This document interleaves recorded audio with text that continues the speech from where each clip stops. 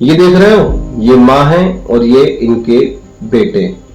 अगर दुनिया की सबसे ज्यादा बदतरीन माओ का जिक्र किया जाए तो एक नाम आता है रेखा बाल पांडे। ये इनके बेटे होते हैं, इनका नाम चैतन्य होता है और इनकी उम्र लगभग 13 साल होती है। इनका दिमागी संतुलन ठीक नहीं होता। जब बच्चा होता है ना कि जो उम्र के लिहाज से बड़ा हो जाता है, उसकी हेल्थ हाइट बढ़ जाती है, मगर दिमागी संतुलन उसका वो का वही रहता है। तो इनका दिमागी संतुलन चैतन्य का सही नहीं होता।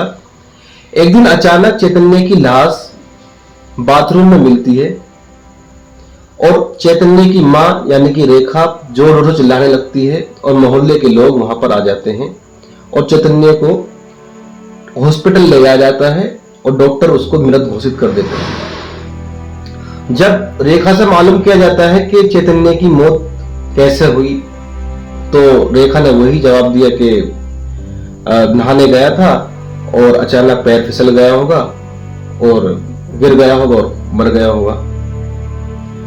तो डॉक्टरों ने जब देखा तो चैतन्य की बॉडी पर गिरने के निशान नहीं थे, उसकी बॉडी पे अलग अलग पार्टों पे अलग अलग तरीके के निशान थे। डॉक्टरों को शक हुआ।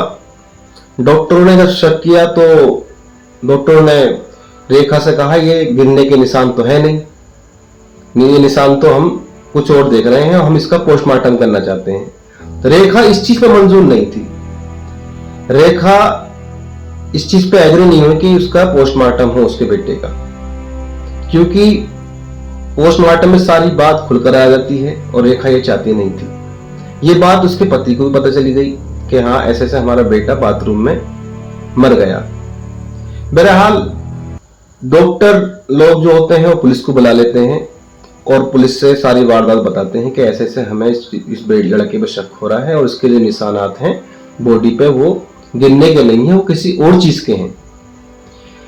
पुलिस रेखा को कन्वेंस करती है, समझाती है कि हम इसका पोस्टमार्टम करते हैं और इसके जो भी होता है वो खुलासा हो जाएगा, मगर रेखा मानती नहीं है। मगर पुलिस जब जोर जबरदस्ती करती है तो उसका पोस्टमार्टम हो जाता है। तो पोस्टमार्टम में जो रिपोर्ट आती है तो उसकी बॉडी पे किसी हथियार से सीने पर बार बार वार किया गया और अलग अलग पार्टों पर उसको मारा पीटा गया जब उसकी मौत हुई। जब इस तरह का मामला हुआ तो पुलिस ने रेखा से पूछा कि पूरा मामला बताओ, सच सच क्या है। तो रेखा ने वही अपनी पुरानी बातें कि नहाने गया था, पैर फिसल गया होगा और इसका दिमागी संतुलन ठीक नहीं था, गिर गया होगा, मर गया होगा। पुलिस ने तहकीकात की मोहल्ले में जाकर जो उसके आसपास के घर होते हैं, तो उसमें एक बढ़िया ने कहा कि ये खिड़की में से झांकता था और हमसे कह रहा था मुझे भूख लग रही है, मुझे रोटी चाहिए, मैं भूखा हूं। हमने कई बार इसको रोटी भी खिलाई, काफी मर्तबा खाना खिलाया इसको और इसका पेट भराया। एक औरत ने इसी तरह से और कहा कि एक दिन मैं इनके घर पर गई तो इसके पैर पकड़कर इसकी माँ यानी कि रेखा ने चैतन्य का पैर पकड़कर खींचा अंदर को और बेड पे पकड़कर इसको मारा। अब इसकी माँ जब तहकीकात हुई तो पुलिस तो हर तरीके से तहकीकात करती है, तो उसमें इसकी माँ को भी इसकी माँ ने बयान दिए रेखा की। तो उसने कहा मैं 3 दिन के लिए अपने रहने के लिए आई थी मेहमानदारी के तौर पे, तो इसने चैतन्य का वो हाल कर रखा था कि उसकी जिंदगी जंजाल में बना रखी थी अपने ही बेटे की। बहरहाल जब ये बात सामने आई पुलिस के सामने तो पुलिस ने रेखा को बुलाया और उसको बिठाकर पूछा कि सच सच बताओ कि मामला है क्या। तो उसने कहा कि वही पुरानी वाली कहानी कि नहाने गया होगा और अचानक गिर के इसकी मौत हो गई होगी।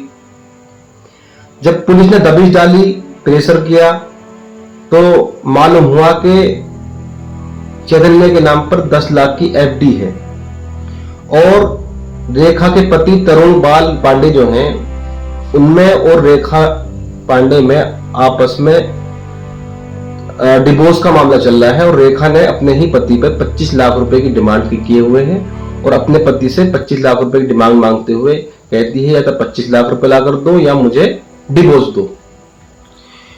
बहरहाल उसका पति कहता है कि मेरे पास 25 लाख रुपए है नहीं, समझाता है कि हमारी फैमिली है, इसको बनाकर रखो, तो वो मानती नहीं है और 25 लाख रुपए पति से भी डिमांड करती है।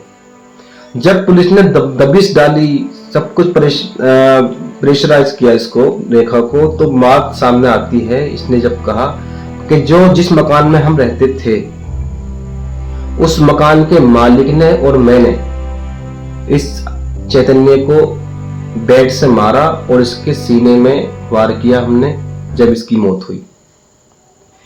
तो मालूम हुआ कि आज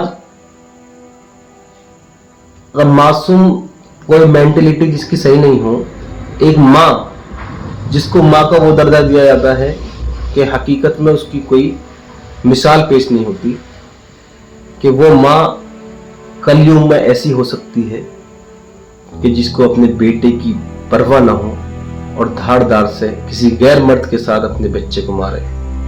माँ तो वो चीज होती है कि अगर बच्चा पागल तो पागल, अगर अपाहिज भी हो तो उसको गोद में उठाए लिए फिरती है। यही कहानी थी और बड़ा अफसोस इस कहानी को सुनकर हुआ।